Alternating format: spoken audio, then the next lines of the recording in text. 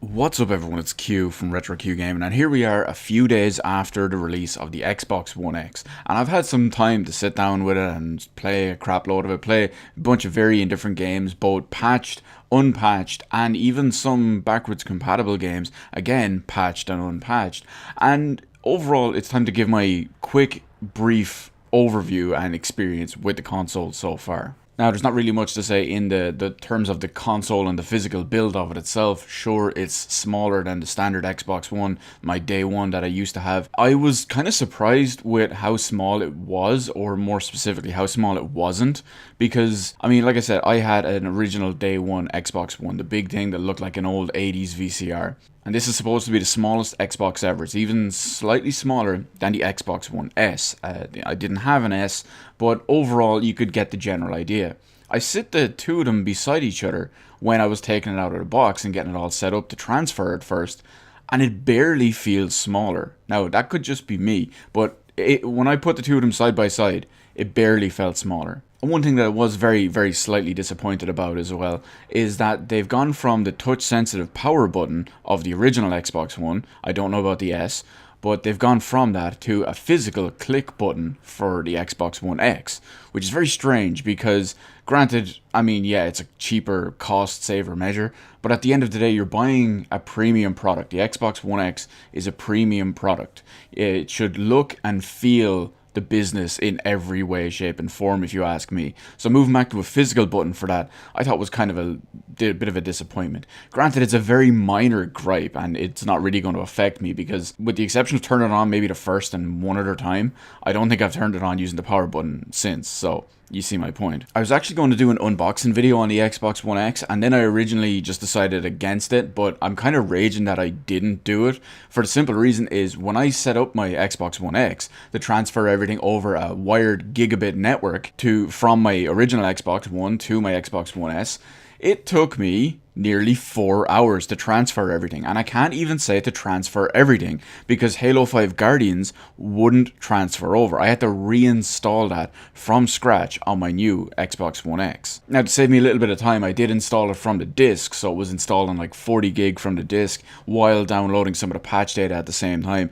But the point is that if I had made that unboxing, I could have edited it, uploaded it, done whatever in the 3 to 4 hours that it took me to transfer over two Xbox One games, and I think it was like half a dozen 360 games. And real quick, just last up before we move away from the actual hardware side of it and onto the actual software experience side of it, the Project Scorpio controller that came with my Xbox One is pretty shitty, if you ask me. And what do I mean by it's pretty shitty? Well, I have multiple Xbox One controllers from all different generations, if you will, of Xbox One controller refreshes. So let me give you a quick example of how it feels and how it does good and how it doesn't do good. But at the same time, okay, let me put this into perspective. The day one launch controller of the Xbox One, before it got the headphone jack, before it got the bumper fixes, the D-pad fixes, it was absolutely shite. And I still have that controller in a drawer, but it's still absolutely terrible. Now, I have a couple of other controllers as well. I have the Halo 5 Guardians, Master Chief and Lock controllers. In fact, when I don't use my Elite controller because it's currently broken, I went back to use my lock controller from Halo 5, and that was noticeably better than the original day one launch controller. It's also noticeably better than my Project Scorpio controller. The D-pad does feel pretty good on a Project Scorpio controller, I will give it that. But the ability to actually click in the sticks as buttons is pretty lackluster on the Project Scorpio. Now, I know what some people are going to say. Some people are just going to go out and say, oh, well, it's just because it's a brand new controller, it has to be broken in and be used and all. Well, I actually, like I said, I have the two Halo 5 controllers. I haven't used my Master Chief one, so it's just been sitting there in the box, with the exception of the unboxing I did, and I tried to use that for literally the first time ever, despite having it for like 2 years now. And the sticks on that one are considerably easier to press in. They actually feel responsive and it feels clicky like you've pressed a proper button. But at the same time, the bumpers are good. They're much improved over the original Xbox One controller bumpers, which were absolutely awful. The D-pad has been significantly improved. Again, not as good, none of them are as good as an Elite controller, but it's basically half the price. But the big issue I have with the Project Scorpio controller is it feels lighter and cheaper than even my Halo 5 controllers, which are not Elite controllers, mind you. Now, for all I know, they could be the same weight, but they don't feel the same, and that is a big negative. They actually feel cheap, and they have that horrible squeaky paneling when you, I won't say squeeze the controller too hard, but if you move in a certain way or whatever, it gives that horrible creaky loose feeling, and well, that's a big negative in my opinion, if you ask me. So moving on to some games real quick, I'll go through a quick little brief overview of my experience with the games and the different ones I've played on there. I have tried out some of the 360 Xbox One X patched games. For example, I played Oblivion and I played Fallout 3. Oblivion, of course, is a game that is notorious for its terrible frame rate. Now, having said that, when I did play Oblivion, because it's been so long, with the exception of, just turning it on for 5 minutes just to run around and then turning it off, it was very hard to gauge if the frame rate was any better. It could possibly have been a little bit better just going off my eye and eyeballing it, because let's face it, I'm not doing Digital Foundry level stuff here.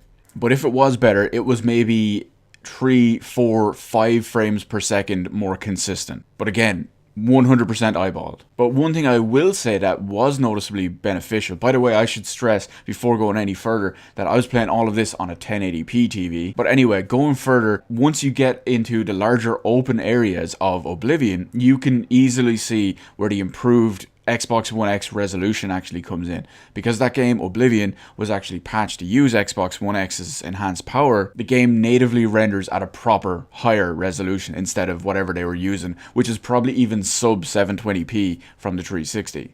And it becomes evident when you walk out into a big open area. Likewise, Fallout 3 is pretty much the same deal as well. Messed around in Fallout 3 for a little bit. It was hard to say if the frame rate was a little better. It could have possibly been just like Oblivion, maybe 3, 4, 5 frames per second more consistent the whole time. But the big deal, especially in Fallout, that I noticed is because of where I had it saved, the difference in resolution for Fallout at least as well is massively noticeable straight off the bat. Moving on to some Xbox One games that haven't been patched to use the advantage of the Xbox One X's power. I played some Master Chief Collection, Halo Master Chief Collection, whatever you want to call it, and Gears of War Ultimate Edition. Neither of these games has been patched to take advantage of the Xbox One X's additional power. Granted, Halo, the Master Chief Collection, will be getting patched later next year into 2018 somewhere, which I'm really looking forward to. But overall, it's very hard to say if the Xbox One X was even using a slight bit of its power to benefit these games because of the way the console is actually engineered and designed. Without replaying the same scene over and over and over and over on Xbox One and Xbox One X, and patched and unpatched, or well, it'll be unpatched and on base hardware, as well as running actual frame rate tests, it's very hard to say in both of these games, in Master Chief Collection and in Gears of War Ultimate Edition, because if it was, it didn't feel anything completely different. It never made me realize, oh hey, the game is locked 60 FPS, or it didn't make me realize, oh hey, the game is dropping frames considerably less. They're both the kind of games that you would benefit from here or there with a couple of frames per second in a battle or whatever. It's just so hard to tell because of the wild variety that you would have to deal with. Again, you'd have to do literal FPS tests with actual technology to do it to say if you're getting any proper benefit to or from it. So I can't really comment on that part of it, but it was nothing mind-blowing, and I never felt like I was using the Xbox One X's power, even in any way, shape or form when it comes to those games. And that brings us on to the proper part of this video, and the main reason why people would be buying Xbox One X. For games that are properly enhanced to take advantage of Xbox One X's power. Specifically, the games I got to test were Halo 5 Guardians and Gears of War 4. And to be honest, I was more interested in Halo 5 Guardians for the simple reason is I actually have Gears of War 4 on PC. It's Xbox Live Play Anywhere, so I can play it on PC, completely maxed out at over 100 frames per second at a higher resolution than 1080p. So while I was still a little bit curious to see how that one would actually play out with the advantage of the Xbox One X over the base Xbox One, I was more interested in what it would do for Halo 5 Guardians. For the simple reason is that is a game I cannot play elsewhere properly. Because I know someone is going to say, oh, you can download the Forge thing on the Windows 10 store. you can't play Firefight on that, which is my point. So Halo 5 Guardians, at least for me anyway, because again, I said I'm playing on a 1080p TV, it is noticeably better already on just a 1080p TV. Now, if you look around and see everywhere what's going on and the actual announcements and what the patch actually does and all, if you have a 4K display, it can output in native 4K. It does dynamically scale downwards as well, based on whatever's going on, but it can, and apparently frequently, stays at native 4K. The big thing, of course, as well, is the 60 frames per second on Halo 5 Guardians. And this is where the game does things like scales the resolution back a little bit, or it scales some of the settings back on the fly, just to keep that frame rate. Now, despite what a lot of people would tell you previously, or at least the Xbox One fanboys previously, Halo 5 Guardians would not maintain a 100% 60 frames per second lock on base Xbox One. Even with all these dynamic scaling and dynamic settings and all, even with those, the game would not keep a rock solid 60 FPS. So how it works for me, because I'm playing it on a 1080p TV, what the game does is the game will render above 1080p and super sample it down to 1080p, giving a cleaner, crisper, better image. So not only is it technically keeping the game at 1080p, something that the original base hardware didn't do, it's actually technically keeping rendering natively above 1080p, and then resizing that to my screen, squishing it down, super sampling it, give me an overall little bit of a better image, which is much nicer, because at the same time, not only is it a natively higher resolution, it's using a lot of that extra horsepower in the console to actually keep the dynamic scaling settings, like textures and shadows and lighting, etc., actually higher quality too. And all because of the extra hardware as well comes the frame rate. The frame rate is basically perfect. There's only two issues I could say with the frame rate when it comes to Xbox One X and Halo 5 Guardians. There are generally two different situations that could really affect the frame rate in Halo 5 Guardians.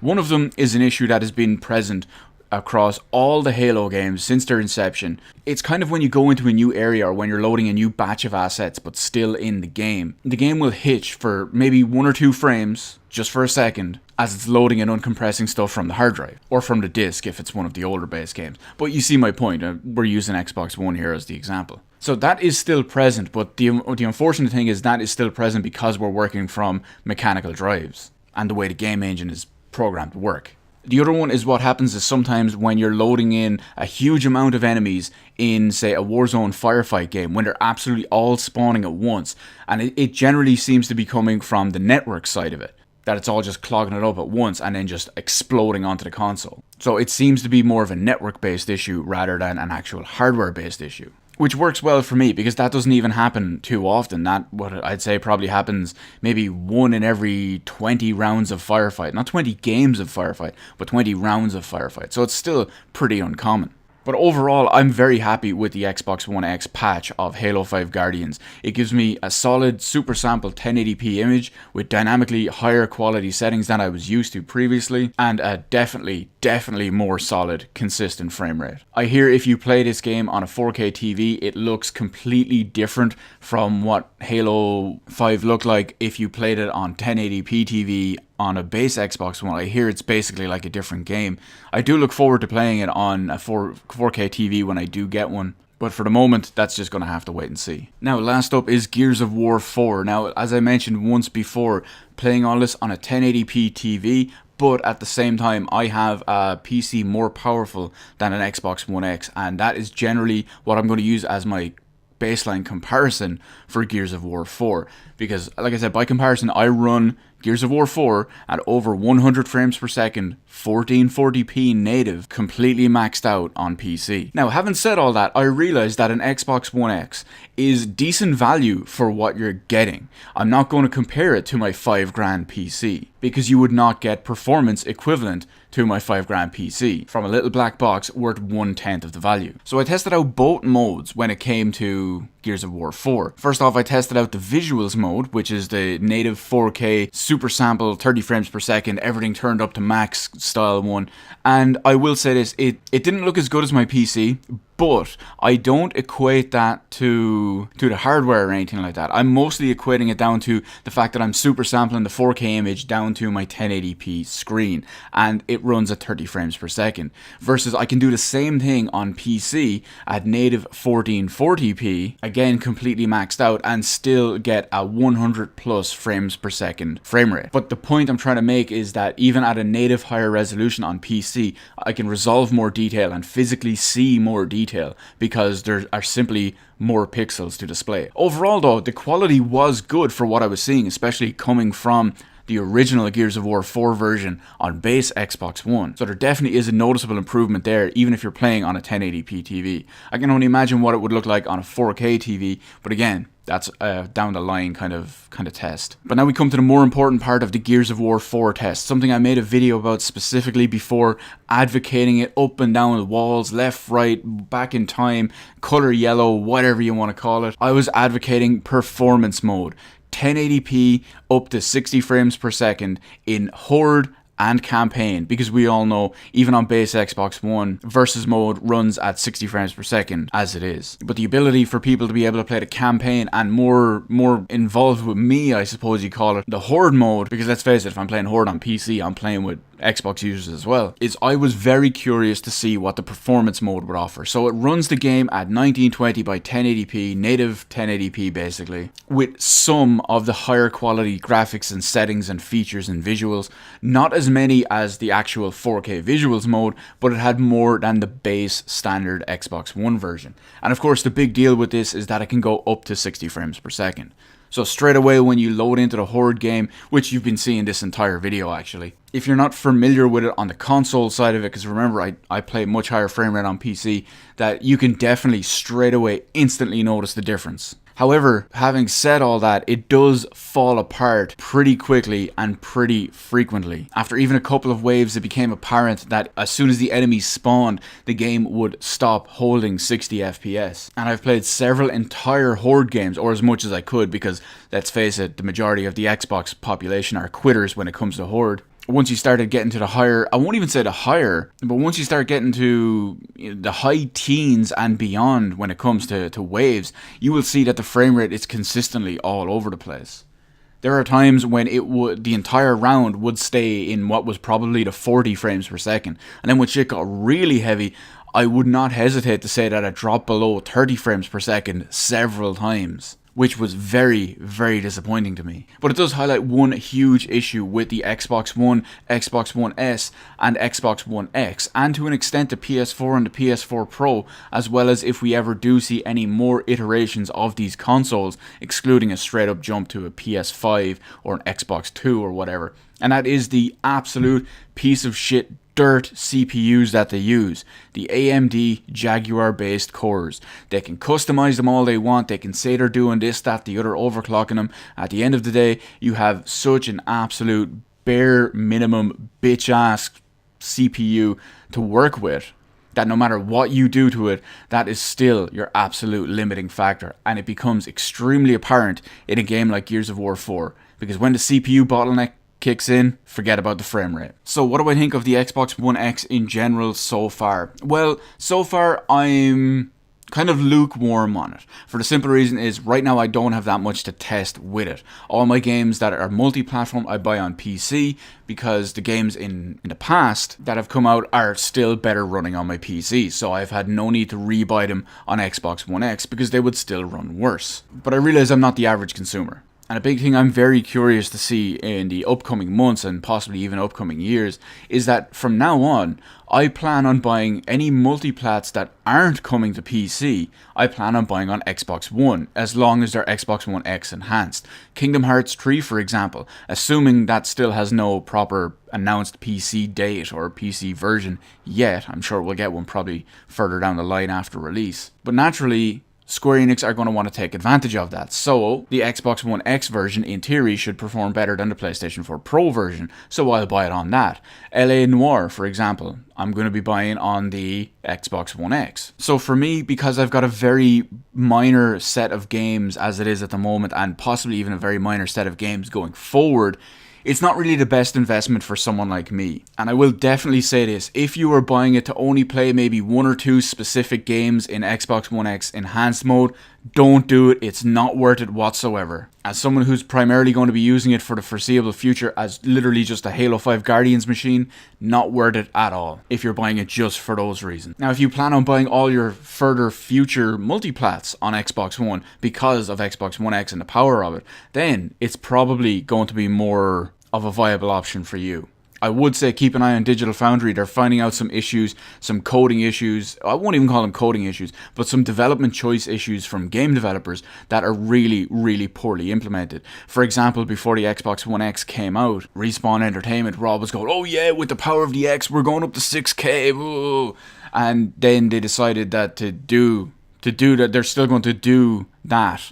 And yet the frame rate is worse now because of it than the PS4 Pro version. And that because of the scaling and the settings, it can actually drop below the resolution of the PS4 Pro version despite being significantly more powerful. It's the same with Wolfenstein 2. It aims for a higher resolution and gets a worse frame rate because of it. This was actually something I predicted back before the PS4 Pro came out and was something I had an issue and was very worried about when it came to the Xbox One X, was that developers would push too far and go too balls to the wall just because they can, and they wouldn't make smart decisions regarding frame rate versus resolution, textures versus frame rate, etc, etc. They'd push for higher numbers and you'd overall get a worse experience frame rate wise because of it. But keep an eye on all that for yourself. You can judge it based on whatever developers or games you buy or whoever you support. And hey, if you're watching my channel, you're probably already pretty well informed about this kind of stuff as it is. So that's it. Wow, this video has gone on for nearly 25 minutes. That's way longer than I originally anticipated. So let me know in the comments section below if you have any questions about the Xbox One X, the patches, the power, the enhancements or settings or whatever. Or have you been considering buying one? Or what is the reason why you're considering it? What's the reason that's turned you off it, that you're not considering it? Anything to do with it whatsoever. Let me know all of that in the comments section below, as well as the idea of more powerful, significantly more powerful, mid-generation refresh like the Xbox One actually is. Let me know all of that in the comments section below. Hit the like button, hit the subscribe button. Thank you for watching. I will see you in the rest of the videos in my channel.